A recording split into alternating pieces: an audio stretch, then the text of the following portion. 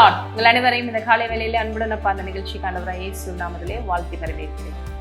அனுதினம் தேவனுடைய வார்த்தை உங்களுக்கு வழங்குவதில் தேவனுக்கு துதிகளை எடுக்கிறேன். ஒவ்வொரு நாளும் விடாம இதை கேளுங்க.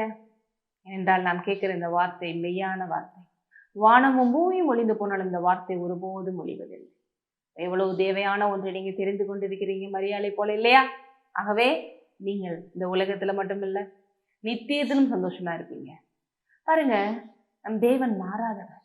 நான் கர்த்தர், நான் மாறாதவர். பொய் சொல்ல நான் ஒரு மனிதன் அல்ல, மனமாற நான் ஒரு மனுபுத்திரனும் அல்ல. நான் சொல்லியும் செய்யாதிருப்பேனோ, வாக்குத்தத்தம் செய்தும் நிறைவேற்றாது இருப்பேனோ என்று தேவன் கேட்கிறார். தேவன் அவருடைய வாக்கை கொடுத்த ஒரு மனிதனுக்கு கூட இதனால செய்ய முடியாதுப்பா, நான் ஏதோ ஒரு நேரத்துல அப்படி சொல்லிட்டேன் அப்படின்னு சொல்லி வாக்கு மாறுகிறவர் அல்ல. அவர் வாக்கு மாறாதவர், பொய்யுரையாதவர்.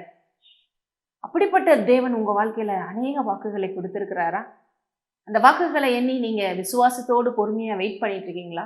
ஒரு சில நேரங்கள் அந்த வாக்குகள் நீங்க கூட மறந்துருக்கலாம், ஆனால் தேவன் மறக்க மாட்டார். தேவன் பாருங்க, வேதத்துல சிமியோன் அப்படிங்கிற ஒரு வயதான ஒரு தேவனை நம்பின ஒரு மனுஷன், அவருக்கு தேவன் பாருங்க ஒரு வாக்கு கொடுக்கிறார்.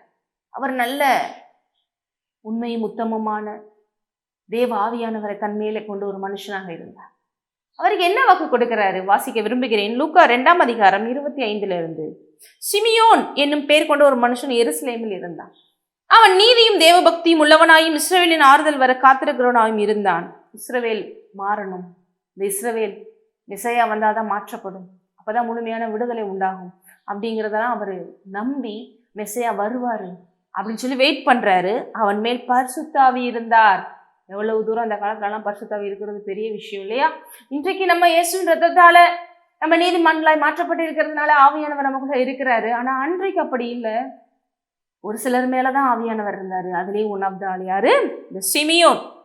கர்த்தருடைய கிறிஸ்துவை நீ காணும் முன்னே மரணம் அடைய மாட்டா என்று பரிசுத்தாவினால் அவனுக்கு அறிவிக்கப்பட்டு இருந்தது. இந்த வாக்கு அவனுக்கு கொடுத்திருந்தார். உங்களுக்கு எனக்கு ஏகப்பட்ட வாக்குகள் கொடுத்திருக்கிறாரு. நீங்க கூட இதெல்லாம் நடக்குமா? இருக்கிற சூழ்நிலையில பார்த்தா அப்படி நடக்க தெரியல. ஏன்னா இந்த சிமியோனுக்கு கூட வயசாயிடுச்சு, ரொம்ப வயசாயிடுச்சு. ஆனா வாக்கு என்ன கொடுத்திருந்தாரு? நீ இந்த கிறிஸ்துவை, இந்த மெசியாவை பார்க்கிற வரைக்கும், அதுக்கு முன்னால நீ மரணம் அடைய மாட்டா. ஒருவேளை எந்த ஏஜ் அப்படின்னு கிளியரா அந்த இடத்துல நமக்கு தெரிவிக்கப்படல. ஆனா ரொம்ப வயதானவராக தான் இருந்திருக்கிறாரு. அப்ப கரெக்டா இயேசு பிறந்து, அப்ப அவங்க யூதர்கள் முறைப்படி 8வது நாள் முடிஞ்சோனையும் குழந்தைக்கு செய்ய வேண்டிய முறைமைகள் எல்லாம் விருத்த செய்து இந்த மாதிரி விஷயங்கள் எல்லாம் பாருங்க செய்ய. முதல் குழந்தைய வர இருக்கிறாரு இல்லையா, ஆலயத்துல அர்ப்பணிக்க இதுக்கெல்லாம் வர்றாங்க. அவங்க வர்றதுக்கும் தேவன் பாருங்க தன் சொன்ன வாக்குத்தத்தத்தை நம்பி காத்து கொண்டு இருக்கிற அந்த சிமியோனுக்கு போய் ஆவியானவர் மூலமா இன்ஃபார்ம் பண்றாரு, உணர்த்துறாரு, நீ எழுந்து போ, ஆலயத்துக்கு போ அப்படின்னு சொல்லி. அப்ப நம்மளாம் ஒருவேளை நினைச்சிருக்கலாம், இவ்வளவு நாள் பார்க்கல, இவ்வளவு நாள் எதுவும் நடக்கல, இப்ப எதுக்கு ஆலயத்துக்கு போகணும் அப்படின்னு. ஆனா எதுவுமே கேட்காம மறுபடியும் சிமியோன் தேவனுக்கு வார்த்தை கீழ்ப்படிந்து கிளம்புறாரு. என்ன நடக்குது பாருங்க. 27 அவன் ஆவியின் ஏவுதலினாலே தேவாலயத்தில் வந்திருந்தான். இயேசு என்னும் பிள்ளைக்காக நியாயப்பிரமாணம் முறைமைப்படி செய்வதற்கு தாய் தகப்பன்மார் அவரை உள்ளே கொண்டு வருகையில் அவர் அவனை தன் கைகளில் ஏந்தி கொண்டு தேவனை சோத்தரித்து பார்த்துட்டார். அவையனர் உணர்த்தியிருப்பாரு. அவருக்கும் புரிஞ்சிருச்சு, இதோ நான் பார்த்துட்டேன். என்ன சொல்றாரு பாருங்க. ஆண்டவரே, உமது வார்த்தையின்படி உமது அடியேனை இப்பொழுது சமாதானத்தோட போக விடுகிறீர். புறஜாதிகளுக்கு பிரகாசிக்கிற ஒளியாகவும் உம்முடைய ஜனமாகிய இஸ்ரவேலுக்கு மகிமையாகவும் தேவரீர் சகல ஜனங்களுக்கு முன்பாக ஆயத்தம் பண்ணின உம்முடைய இரட்சணியத்தை என் கண்கள் கண்டது. அல்லேலூயா சொல்றாரு. நீங்க கரெக்டா ஏற்படுத்தின அந்த மெசியாவை, தேவகுமாரனை நான் பார்த்துட்டேன். இனி நான் சந்தோஷமா கூட நான் இறக்க ரெடி. என் தேவன் எனக்கு சொன்னபடியே செய்து விட்டார். இன்றைக்கு இதை கேட்டுக்கொண்டிருக்கிற தேவ பிள்ளைகளே, உங்க வாழ்க்கையிலும் தேவன் சொன்னபடியே செய்வார். நம்ம ஒருவேளை டைம் ஆயிருச்சே, டிலே ஆயிருச்சே, வயசாயிட்டு போதே, இனிமேல் இது நடக்குமா, இதுக்கு மேலே இதுக்கு வெயிட் பண்ணணுமா, தேவன் மறந்துட்டாரா அப்படின்னு ஏகப்பட்ட விஷயம் உங்க மனதில் வரலாம். தேவன் ஒரு நாளும் பொய் சொல்ல மாட்டார்.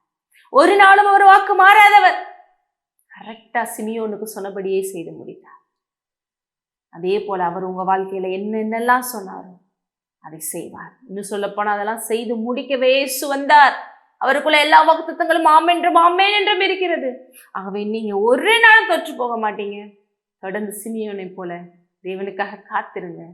நீங்கள் வெட்கப்பட்டு போவதே உங்களுக்கு சொன்னபடியே செய்வார். ஜெபிப்போம். ஹல்லேலூயா. இந்த அருமையான நேரத்திலே அப்பா எங்கள் உள்ளம் குளிர்ந்தது தகப்பனே.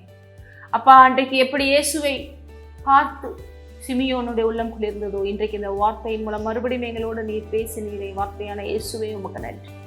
நாங்கள் கண்டிப்பாக உடைய வாக்குத்தத்தத்தின்படியே பெறுவோம். நாங்களும் சிமியோனை போல உயர்த்துவோம். இயேசு நாமத்திலே ஆமென். ஆசீர்வதி.